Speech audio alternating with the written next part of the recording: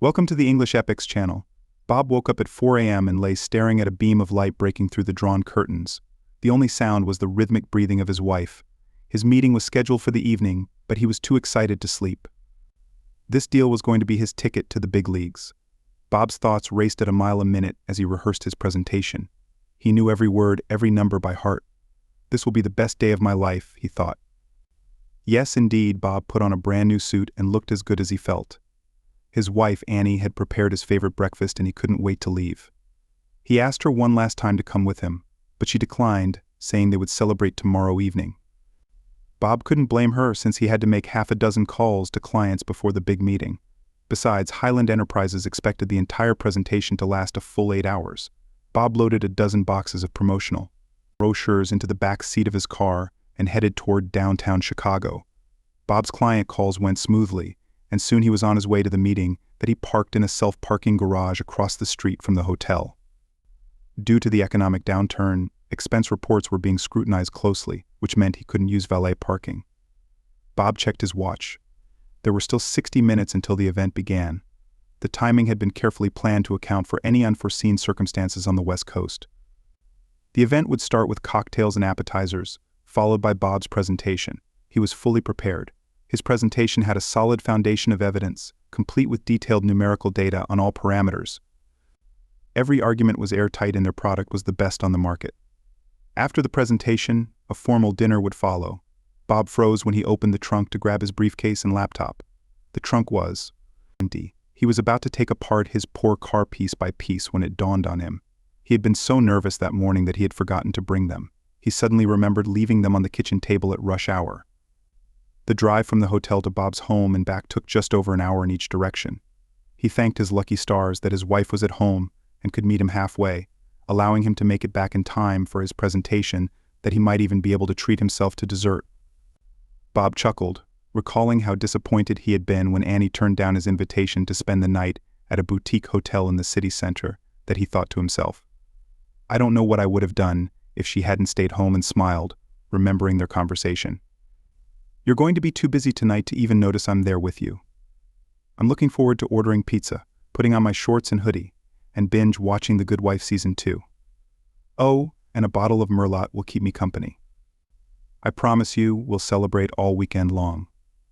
Annie's phone went to voicemail after a dozen rings, so he called again and again. Finally, on the fourth attempt, she answered, "You've only been gone a few hours." "You can't possibly miss me already," she joked.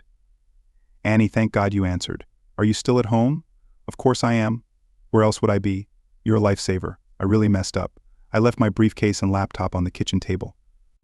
I've got just an hour before the presentation, so I need you to grab them and drive downtown. I'll call you on the way so we can meet in about 30 minutes. God, I don't know what I'd do without you." Her response knocked the wind out of him. "I can't do it. You know I hate driving on the highway during rush hour. And then I'd have to drive back home in the dark. Annie, please, if there were any other way, I'd do it myself," he pleaded. "But I'm not dressed, and I've had a couple of glasses of wine," she said, her voice sounding irritated. "What's that noise in the background? I can barely hear you." "It's the TV. Could you turn it down?" "The volume didn't change, Annie. This deal will let us buy the house you've been dreaming about. I need you." "Oh, great. Now you're trying to make me feel guilty. I'm in the kitchen, but I don't see them." "Are you sure you left them here? They must be there. Please, check our bedroom.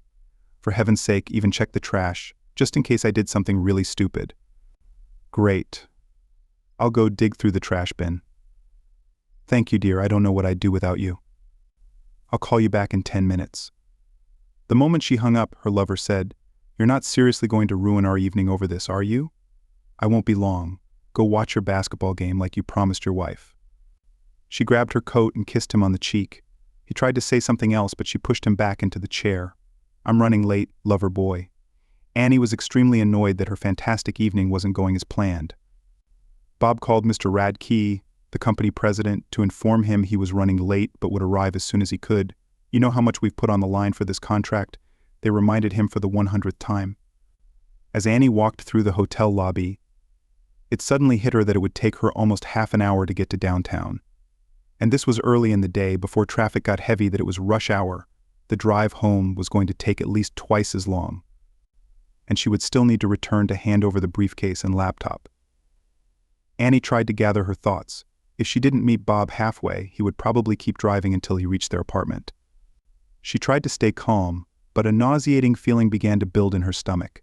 If he got home before she did, he would find all his things sitting on the kitchen table, exactly where he had left them. Panic set in. Frantically rummaging through her purse for the parking ticket, Annie knew she wouldn't be able to explain why she lied about being at home or why she was dressed the way she was. She felt worse with every passing minute, thinking about how much she was risking her marriage and jeopardizing her husband's career. The evening was going completely off track that it felt like an eternity before the poor woman managed to turn her car around. She glanced at the clock and cursed under her breath as she pulled out onto Michigan Ave. Annie ignored Bob's calls and focused on driving like a woman possessed. Every few minutes, he called again. She couldn't answer because she would have to tell him where she was, and that would be a disaster. Her carefully constructed lie would crumble to dust. She speeded down the entrance ramp onto the highway, only to slam on the brakes as the interstate stretched out before her in a sea of red brake lights. Annie merged into the traffic and began weaving through the cars, doing everything she could to gain a few precious feet. Her thoughts drifted back to that morning when she had been sitting at the breakfast table next to that damn briefcase and laptop. If only she'd thought to call him, she could have been a hero and saved the day. But no, she'd been too busy preparing for her big date. She slammed her fist against the steering wheel. Damn it. Hell, screw this. God damn it all. About a mile west of downtown, the traffic cleared, and she slammed her foot on the gas pedal. The phone kept ringing. Annie had an idea that might buy her some time. She answered the next call. Bob, I've torn this place apart, and I think I know where you might have left your things. You said you were calling clients. Did you try retracing your steps to see if you accidentally left them there? Oh, Annie, that's a great idea. But I already did that as soon as I realized they were missing. I had people combing through offices and parking lots all over the northwest side of Chicago. Damn, Annie thought. Okay, I'll keep looking, she lied. They've got to be somewhere. She hung up before he could ask where she was. Her thoughts were racing as fast as her car. The only thing she was certain of was that she wasn't going back to the hotel. She had craved the thrill of a secret forbidden kiss and a fleeting unnoticed touch. But now all she felt was the stomach-churning horror of the situation. She felt nauseous. Annie cleared her mind and tried to make a deal with God, promising to be a good wife if only she could get through this night. Bob parked his car in the lot behind their apartment building and rushed inside. He froze in his tracks when he saw the briefcase and laptop sitting exactly where his wife had said they weren't, that he tried to imagine how Annie could have missed them. Where had she really been? And why hadn't she answered his calls? But this mystery would have to wait. He would upload his presentation for Mr. Radke with a brief note. Something very bad has happened, and I can't be there. He sent the file to the secretary, specifying how many copies would be needed. Only then did Bob take a moment to look around their small apartment. His hands trembled as he opened the bedroom door. He exhaled in relief when he found it empty. The same went for the bathroom. Where could his wife be? He wondered. A feeling of dread washed over him. Something was very wrong, and Bob tried to figure out what it was. The kitchen counter was spotless, so he checked the trash for a pizza delivery box. He found nothing there, nor were there any leftover slices in the fridge. Next, he turned on the television. He hoped to see a replay of The Good Wife, Season 2. Instead, it was tuned to the Weather Channel. Just in case, he pressed the last button and the Hallmark Channel filled the screen. The final nail in the coffin was the absence of a wine glass or even a half-empty bottle of Merlot. That was when Bob's soul screamed in agony. Before his body could physically react, he heard the garage door open. He turned off the lights and sat down at the kitchen table. Annie sighed in relief when she didn't see Bob's car in its usual spot in front of the house. All she needed to do was dash inside, grab the bags, and get back to the city as quickly as possible. She decided she would claim she'd gotten lost and taken the wrong highway exit. It was definitely time to play the dumb blonde. Annie gasped when she flipped the light switch and saw her husband sitting at the kitchen table. In front of him were the briefcase and laptop. He didn't say a word. He just stared at her. The only sound was the ticking of the wall clock, marking each second as it disappeared into eternity. After an awkward minute, Annie said in a meek voice, "I'm surprised to see you here." "Wasn't I supposed to meet you halfway?" Still, Bob said nothing. The next pregnant pause stretched even longer before Annie added, "You were right about your briefcase and laptop being here, on the dining table." Though Bob wanted to shout 1,000 vulgar epithets, he remained stoic, his lips unmoving. Tick, tick, tick, the seconds turned into minutes. "Aren't you supposed to be rushing downtown for your important meeting?" Annie asked, her voice unsteady. She looked extremely uncomfortable, staring at the floor. She couldn't bring herself to meet her husband's gaze. Bob stared at her in stunned silence. She must really think I'm an idiot, he thought. Tick, tick, tick, tick. You can tell your boss how stupid I am, and that it's all my fault you're late. Tick, tick, tick, tick. I'm really sorry. I messed up. Bob sat silently, unmoving. Years ago, he had played golf with a retired detective from the Chicago police. Over 18 holes, the detective regaled Bob with stories of cases he had solved. Murders were his favorite. He took great pride in explaining how he could get a murder suspect to confess. The interrogation room was always completely bare, except for a table and 2 uncomfortable chairs. The only other thing I allowed was a big old clock high up on the wall where the bad guy could watch every second tick by. Even better, the clock made a loud ticking sound. Then, I'd sit him down where he could see the clock and just stare at him without saying a word. The first one to speak loses. Within 2 minutes, they'd always say something, usually something dumb like, "What?" I'd ignore it and keep staring in silence. Every minute, they'd get more uncomfortable. Eventually, they always cracked. Annie's cute little eye twitch when she fibbed was no longer cute, nor little. Tick, tick, tick. "Bob, please say something." Annie was starting to panic. She took a couple of steps back. Bob heard the familiar clicking sound of her heels on the vinyl-tiled floor that he looked down and saw that she was wearing black patent leather high heels. Her legs were encased in sheer black nylon stockings. Tick, tick, tick. After a long pause, Bob stepped forward and stood face to face with his wife. He didn't say a word as he reached out and unfastened her coat. She gasped, but didn't try to resist as he pulled the coat off her shoulders. That had slipped down her arms and pulled around her feet, revealing a very sexy little black dress, the same one Bob had bought her for their 4th anniversary last month. The strand of pearls he had given her last Christmas was draped elegantly over her stunning neckline. Annie turned pale. It seemed as though every breath was a struggle for her. Bob still didn't say a word that he lifted the hem of her dress higher and higher until silver garters holding up her stockings came into view. He raised the dress a few more inches, revealing her bare, freshly shaved pubic area. Bob's chest tightened. All he could hear were those damn ticking clocks as he collapsed into a chair and began to cry. Annie fell to her knees and pleaded, "Please let me explain. It's not what you think." Bob covered his face with his hands, refusing to look at her. "Oh God, please say something. Yell at me. Hit me. Anything." Annie began to sob and the rest of her words became incoherent to him. Tick, tick, tick. He was going to smash those damned clocks. They both flinched when Annie's phone rang. Bob extended his hand, demanding the phone. Trembling, Annie reached into her purse and handed over her Samsung. Her whole body was shaking. Bob looked at the caller ID. It was Michael, the husband of Annie's sister, Carol, and one of his good friends. Bob didn't answer the call. He waited for the ringtone to stop before opening the menu on her phone. There was one missed call. He pressed the button to play the voicemail. "Hi, sweetheart. What's keeping you? I changed our reservation to 7, but I'm getting a little hungry, and not just for food."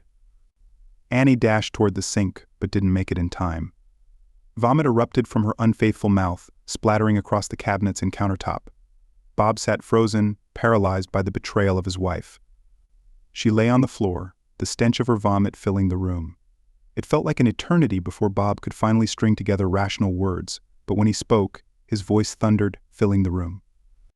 Annie cowered in fear, having never seen her husband lose control like this before. "Your sister is 8 months pregnant and you're sleeping with her husband. No hitch hotel? What?" He stood and hurled his chair across the room. "Don't play dumb, you crap." "Which hotel?" She stammered, "The Knickerbocker." "I don't know the room. We met at the bar and never went upstairs." He found Annie's sister's name in the favorites list and called her. Carol answered on the second ring.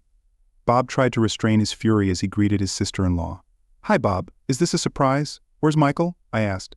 "He's at a sports bar downtown watching the Bulls game with some guys from work," Carol said, sounding surprised. "When do you expect him back?" "Not until morning. He's been complaining about how I never do anything for him since I got pregnant, so I arranged a boys' night for him. He's staying over at a coworker's apartment, so he doesn't have to worry about driving home drunk. She asked with concern. Bob, is everything okay? But she got no answer because he had already hung up. Michael had been calling every 15 minutes, leaving voicemail after voicemail, wondering when Annie would get back. Each message was topped off with a crude sexual innuendo. I'll have you until you can't walk straight. Neither of them said a word between the calls. Annie whimpered like a dog, while Bob grew angrier with every message he listened to. His mind filled with dark thoughts as he tried to figure out what to do next. Annie's phone rang again. This time the message said, I don't know what hole you've fallen into, but we've already got a room for the night. Bob took control and sent Michael a text message running late. Wait for me. We've been dreaming about this for so long. He hoped to piece together when this disgraceful affair had begun, and he didn't let Annie see the messages. They sat in silence for a long time. The chime of the phone notified him of a new reply.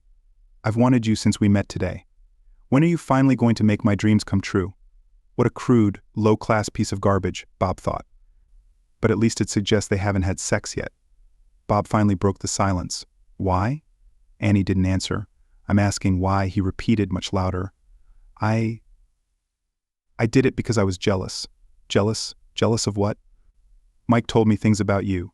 Stories you never told me. What stories? Her husband asked, genuinely surprised. That you were infamously known as a womanizer, that you won a contest for who could sleep with the most women. He said you slept with 12 different women. Let me guess. My good friend Michael, damn him, told you about some kind of contest. Well, yes, he said a few of your friends came up with the idea to pull you out of your depression after your ex. At that moment, Bob exploded. Never. You hear me, you piece of shit, never call my late wife my ex. Annie shrank in fear as he shouted at her. A woman becomes an ex when you divorce her. Got it? Christy became my late wife when a drunk driver killed her. She was never, and will never be, my ex. On Monday, you'll become my ex, understand? Annie looked terrified. She began pleading, I'm sorry, I didn't mean to. Bob let her rant. He simply stopped listening. Then he raised his hand to silence her.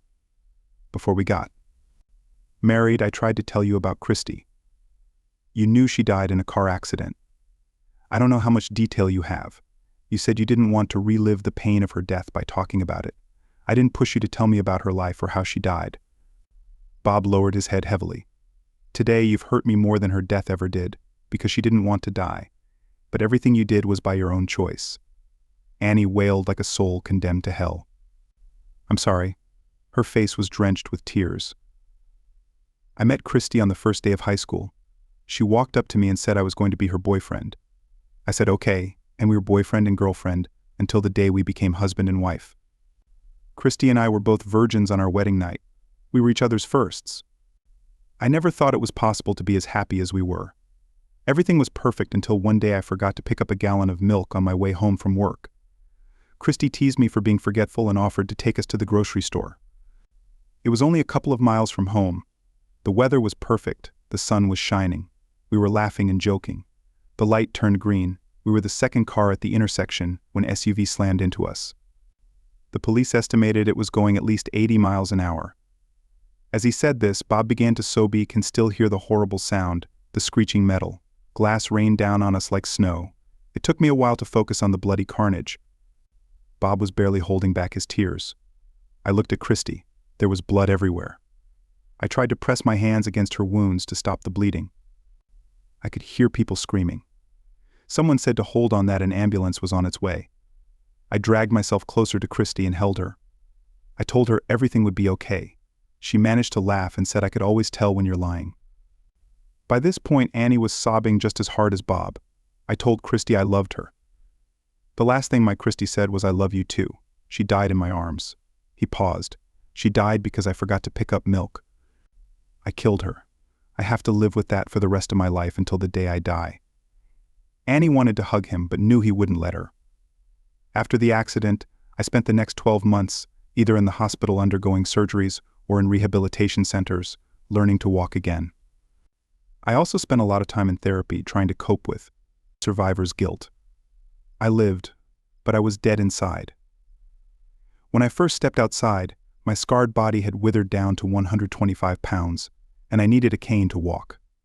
I joined a health club and went there every day. It took another 6 months before I stopped being ashamed of how I looked. By then I had met many nice people, both men and women, but I preferred to live in my painful memories rather than venture into the unknown. I was afraid to get close to anyone. My psychiatrist suggested I get a job. Even though I had no sales experience, Highland Enterprises took a chance on me and hired me. Weeks turned into months. My body became fully functional again, and I turned out to be a really good salesman. Michael, yes, your lover Michael, kept trying to set me up on blind dates. I turned him down, as well as all the other well-meaning friends who tried to help. I didn't think I'd ever be able to handle it, but Michael kept pushing me to meet a young lady he knew. He described her as stunning. He also said she was easily available and guaranteed I would sleep with her on the first date. I told him I wasn't interested. He kept insisting. Finally, just to shut him up, I agreed to go on a double date with him, his now wife Carol, and her sister. They invited me to meet them at an Italian restaurant not far from here. I was pleasantly surprised to see how conservatively dressed this so-called easygoing was. Annie clenched her fists in anger. Bob could barely make out what she was shouting through her tears. He's a liar. A filthy liar. As the evening went on, Bob continued. I found myself liking my date, but as Shakespeare said, the pity of it, that she's a lost soul. My head was still filled with thoughts of Christie's death, and I wasn't looking for any complications. At the end of the night, I was asked to drive the girl home. As we were leaving, Michael pulled me aside and whispered, "Win her over for me." When we got to her house, I thanked her for a wonderful evening. She gave me a peck on the cheek and said she wouldn't be inviting me in. Do you remember what I said? Annie wiped her tears with her sleeve and replied, "You said that if I invited you in, you'd lose all respect for me, and I'd never see you again." After a long pause, Bob continued, "I don't care how many men you slept with before we met. It doesn't matter to me. I fell in love with who you were, with all your strengths and flaws, with your entire past. And I can proudly say that we both closed the door on our past relationships on our wedding night. So here's your answer. 2 women. I've been with exactly 2 women, and I married both of them. Have I ever been tempted? Hell yes. Have I ever had women try to seduce me? Hell yes. But I never even came close to accepting their advances. I take my vows seriously. And now it's all over." Annie sank to her knees in front of Bob, burying her face in his lap. He placed his hands on her head and said, "I wish I had died in that accident." Annie begged Bob to let her explain. He shrugged. She took it as permission and confessed to all the inappropriate things she had done with Michael, all the innuendos and pats on the backside. For the most part, it was just immature antics, like 2 teenagers in high school. However, there had also been a few serious kisses and touches. Annie sighed. He made me believe I'd missed out on something by not being promiscuous when I was single. Annie paused frequently to wipe her nose in tears. She didn't ask for mercy, or offer excuses, but admitted to her sins. Again and again, she apologized for what she had done and for how deeply she had betrayed him. When she reached the present, Annie bared her soul, confessing how eager she had been to break her marriage vows and how utterly shattered she felt now. "I feel like a complete fool. I had everything. My marriage was perfect. But I'm so ashamed, not because I got caught, but because I hurt you. I hurt my sister. I deeply regret what I've done." She wrapped her arms around herself and struggled to continue. "I swear on all that is holy. You are the only man I have ever made love to or had sex with. Since the moment I saw you, there has never been anyone else. Never. Not in my heart, not in my soul, not between my legs. I'm so angry at that son of a bitch for what I let him do to me, to us. He convinced me that I was just another notch on your bedpost. I can't believe how stupid I've been. I thank God that nothing happened tonight. It's sad, Annie, but it already has. The physical act of sex is irrelevant. You committed adultery with every secret plan you whispered about, with every stolen kiss, with every shared lie. The only reason you're not having sex with him right now is because I screwed up. Otherwise, I'd still be a blissful idiot while you satisfied your lust with your sister's husband. What you've done goes beyond foolishness. It's pure evil. You broke the solemn promise you made to God and man on our wedding day, and I don't know how I'll ever get past this. You were my window to the world, and now you've become my executioner." The finality of his words hit Annie like a bullet to the heart. She collapsed to the floor, curling into a ball, and began to sob uncontrollably. Her whole body shook, It took several minutes before she could compose herself enough to speak. No matter how much it hurts to lose you as my husband, I'm devastated by the pain I've caused you. I've destroyed your life. God, your job. I'm so sorry for the hurt I've caused you. Bob didn't respond. Do you hate me? She asked. I don't know. I'm so numb right now, I just don't know. He fell silent. You were the most wonderful husband, and I ruined everything. There's nothing I can say except that I'm so sorry for what I've done to you. I hate myself for what I did. You deserve so much better than me. I'll pack a few things and see if I can find someone who'll let me sleep on their couch tonight. It won't be easy when I tell them what I've done. I don't think any of my friends will want me near their husbands. Annie sobbed again. When my mother finds out, she'll disown me. She broke down in tears. Bob waited until she stopped crying before speaking. It's late, and you're in no condition to drive. You can sleep on the couch tonight. Thank you, I promise I'll. Bob raised his hand to stop her. This has nothing to do with you. If someone else dies in a car accident because I forgot something, he couldn't finish the sentence. Annie stood silently, blaming herself for making him relive the pain yet again. Once he collected himself, he said, tomorrow morning you can pack your things. I think we need some time apart. The words struck her like physical blows. But tonight you need to call your sister and confess everything. Oh no, she groaned. This will destroy our family. You should have thought about that before you did it. I've never been more ashamed in my life. Annie, what did you think would happen? Did you think it would all work out? I didn't think that far ahead. I didn't stop to think. Annie stared at her cell phone. Can I talk to her face to face? That's probably a good idea. But it has to be tonight. I'll drive. Can I change first? No, she needs to see how you were dressed, ready to commit adultery with her husband. Annie looked like all the life had been drained from her. The once beautiful black dress hung on her like a dish rag. Her eyes were bloodshot, and her head hung low in shame. She was utterly broken. Without saying a word, Bob led her to the door. Bob woke Carol with a phone call to let her know they were on their way. Then, he turned off both their cell phones. When Annie confessed her recklessness to her sister, all hell broke loose. This wasn't the first time her husband had been unfaithful, and Carol unleashed all her fury on her sister. Annie stoically endured her sister's insults. The words pierced her. You're my sister. How could you? Carol screamed, pounding on Annie's chest. The altercation didn't stop until Carol went into premature labor. When Annie tried to help, Carol swung at her and shouted, Keep that crap away from me. One of her swings landed squarely on Annie's right eye. The hospital wasn't far, so they didn't call an ambulance. Bob grabbed the maternity bag Carol had packed. Carol demanded that they not notify her husband, Michael. From now on, his name was Bastardette, seemed to be the consensus on what he should be called, and they were not to inform him that she was in labor. Bob carefully helped Carol into the back seat and then gestured for Annie to join her, saying she can help you better than I can. Carol reluctantly accepted her sister's presence. Fear and pain can drive a person to do the unthinkable. Annie begged her sister for forgiveness the entire ride. Somehow they managed to dig deep enough into their souls for Carol to tell the triage nurse that her sister was her LeMay's coach. Just over an hour later, a doctor came out to the waiting room and announced to Bob it's a boy. Both mother and baby are doing well. Next, the delivery nurse came out and said to Bob between contractions she was calling Annie all sorts of nasty names. Then something incredible happened. Just as the baby's head crowned, she started shouting, I forgive you. It was as if all her pain disappeared. The two of them were hugging, crying, and laughing together. I've never seen anything like it. Bob forced a smile. Thank you for telling me that, he said. Michael had been bragging to everyone that his son would be named Michael Joseph Landry. The idiot. Instead, Carol named him after her first husband, Robert Brandon. Poetic justice. That night, Annie slept in a chair in the delivery room. Bob wasn't a religious man. He'd stopped going to church after the accident that took Christy's life. Somehow he found himself in the hospital chapel. It was empty, and the only light came from a single candle in a red glass holder. He sat on the back pew where no one would see him if anyone else came in.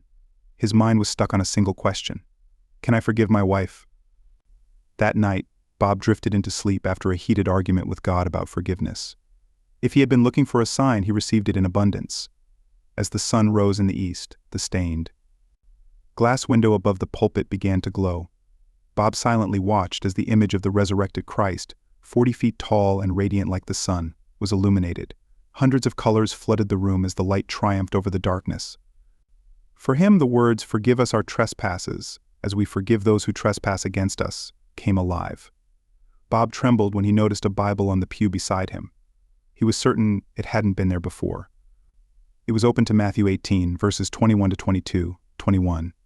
Then Peter came to Jesus and asked, "Lord, how many times shall I forgive my brother or sister who sins against me?" "Up to 7 times 22.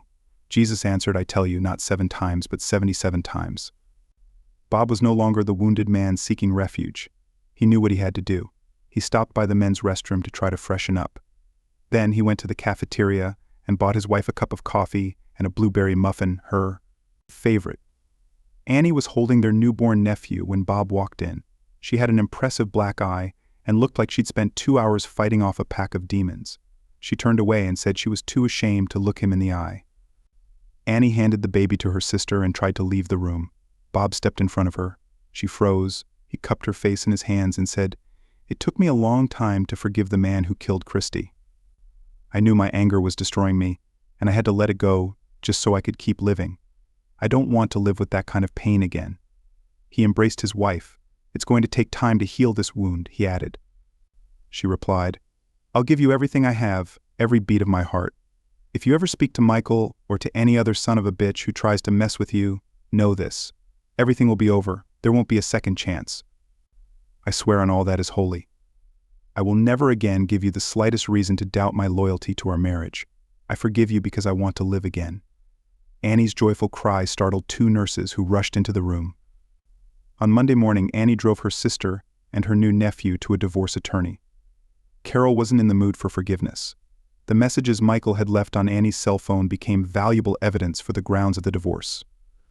Bob walked into the president's office expecting the worst. He was prepared to accept his termination. "Bob, you're too good of a salesman," his boss said. "You need to tell me your story."